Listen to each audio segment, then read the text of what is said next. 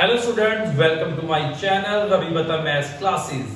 आज की वीडियो में मैं आपको करवाने जा रहा हूं NCERT exercise 8.2 chapter 8 introduction to trigonometry question number first evaluate the following. यहां पे उसका मैं सबसे पहले इसके 5 पार्ट्स है, आपको फर्स्ट पार्ट करवा रहा हूं। फर्स्ट पार्ट में हमने जो वैल्यू निकालनी है, यहां पे हमने वैल्यू फाइंड करनी है sin 60 degree into cos 30 plus sin 30 cos 60। मैंने आपको लास्ट वीडियो में टेबल करवाया था ट्राइगोनोमेट्रिक टेबल्स, वहां पे मैंने आपको जो ट्राइगोनोमेट्रिक रेशियोज करवाए थे जो एंगल 0 टू 90 डिग्री के, उसी टेबल की हेल्प से आपने क्या करना है, यहाँ पे वैल्यू पुट करनी है। सबसे पहले हम वैल्यू पुट करेंगे यहाँ पे sin 60 की। तो sin 60 की वैल्यू कितनी होती है हमारे पास, √3/2। नाउ cos 30, तो cos 30 की वैल्यू भी कितनी होती है हमारे पास, √3/2 प्लस अब sin 30 की वैल्यू पुट करेंगे।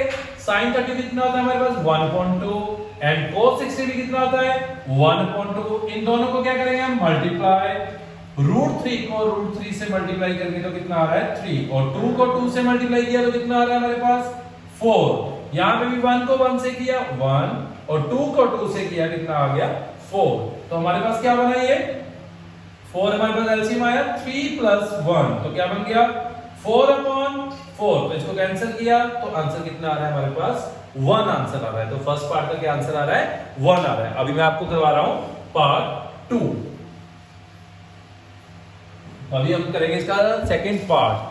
It's a very easy exercise, इसी में हमने कुछ नहीं करना, सिर्फ ओनली हमने क्या करना है वैल्यू फाइंड करनी है। तो सेकंड पार्ट है हमारे पास 2 * tan square 45 degree plus cos square 30 minus sin square 60 degree. देखो कैसे करेंगे, यहां पे भी हम टेबल से वहां से जो आपको करवाया था वैल्यू पुट करेंगे। सबसे पहले हम वैल्यू पुट करेंगे यहाँ पे tan 45 डिग्री की। tan 45 डिग्री की वैल्यू क्या आती है 1, तो इसका क्या है यहाँ पे tan स्क्वायर है, तो इसका क्या मतलब है यहाँ पे, इसका होल स्क्वायर।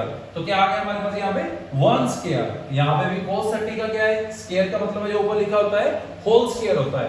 तो cos 30 की वैल्यू कितनी है हमारे पास, √3/2 का क्या किया हमने होल स्क्वायर। अब यहां पे क्या है sin 60 डिग्री, तो sin 60 क्या होता है √3/2 का स्क्वायर। तो क्या बन रहा है यहाँ पे 2, इसका हमने स्क्वायर ओपन किया 3/4, तो इसका भी स्क्वायर ओपन किया 3/4। ये दोनों क्या हो गए कैंसिल, तो आंसर क्या आ रहा है हमारे पास 2 आ रहा है। तो इसका कितना आंसर आया हमारे पास 2।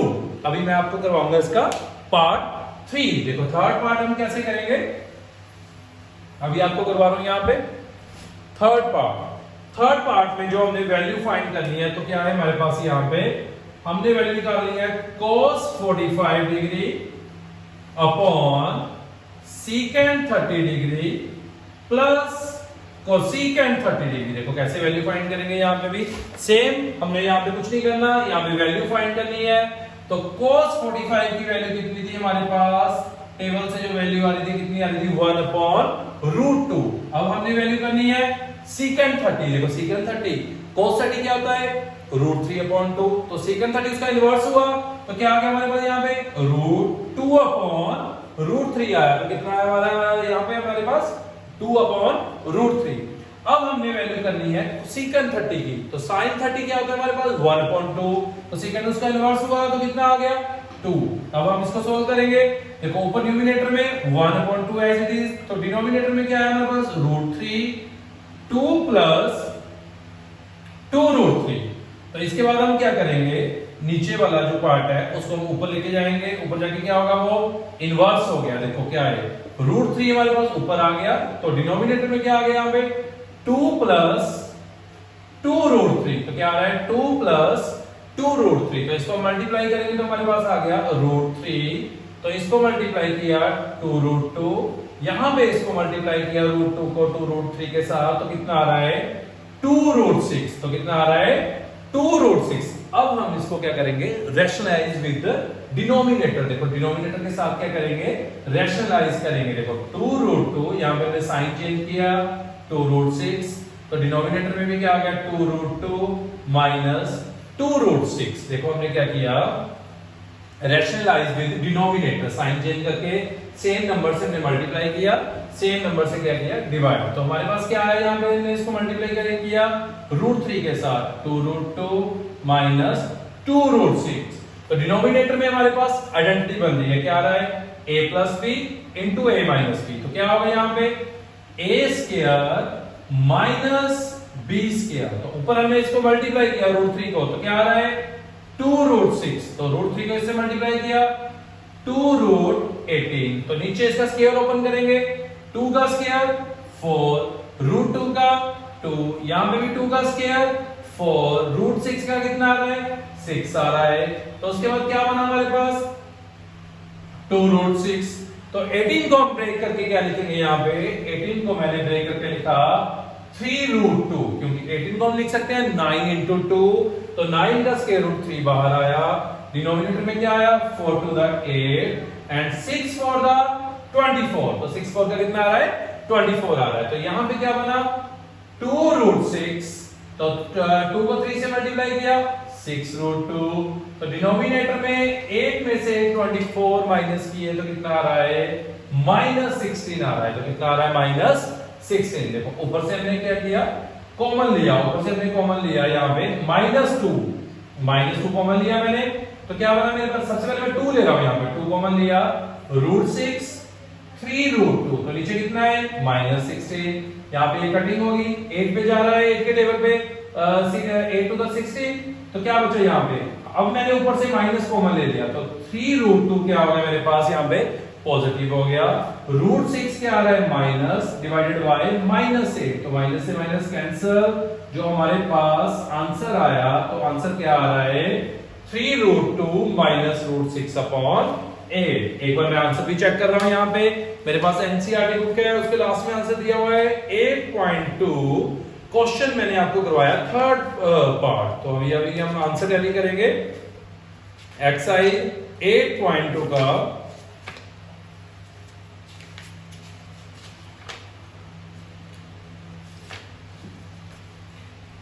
8.2 का थर्ड पार्ट का आंसर आ रहा है 3 रूट 2 माइनस रूट 6 अपॉन 8। बिल्कुल सही आंसर है, आपने भी खुद ट्राई करना है इस क्वेश्चन के बाद। अभी मैं आपको इसका पार्ट करवाऊंगा पार्ट फोर्थ पार्ट आपने इसका खुद ट्राई करना है, सेम एज इट इज है, वहां पे आपने क्या करना है इसकी वैल्यू पुट करनी है सेम एज इट इज। अभी हम इसका लास्ट पार्ट करेंगे, पार्ट नंबर इसका 5th पार्ट, जो 4th पार्ट है वो एज इट इज थर्ड जैसे ही है, उसको भी हमने रैशनलाइज करना है।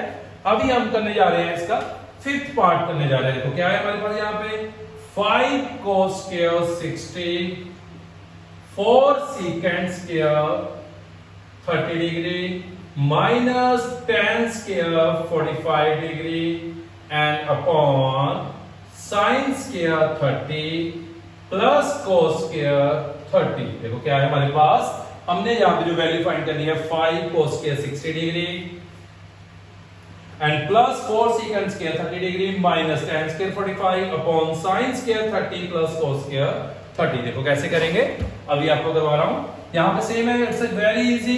देखो cos 60 क्या होता है हमारे पास 1/2, तो उसका होल स्क्वायर कर दिया हमने, एंड 4 secant 30, देखो secant 30 आपको cos 30 की वैल्यू पता है, cos 30 क्या होता है √3/2, तो secant 30 क्या आ गया 2/√3 होल स्क्वायर, एंड tan 45 की वैल्यू होती है 1, तो मैंने पुट कर दिया यहाँ पे 1। अब sin 30 कितना होता है मेरे पास हाफ, एंड cos 30 की वैल्यू होती है √3/2 होल स्क्वायर। देखो अभी हम इसको सॉल्व करेंगे कैसे, 1/2 का स्क्वायर ओपन किया कितना आ रहा है 1/4, यहाँ पे स्क्वायर किया 2 का 4, और 3 का कितना है √3 का 3, और यहाँ पे 1 का स्क्वायर 1, डिनोमिनेटर में 1/4, √3 का 3 आ गया, और 2 का स्क्वायर कितना आ रहा है 4 आ रहा है, कितना आ रहा है 4। देखो यहाँ पे क्या बना हमारे पास 5/4 एंड 4 फॉर द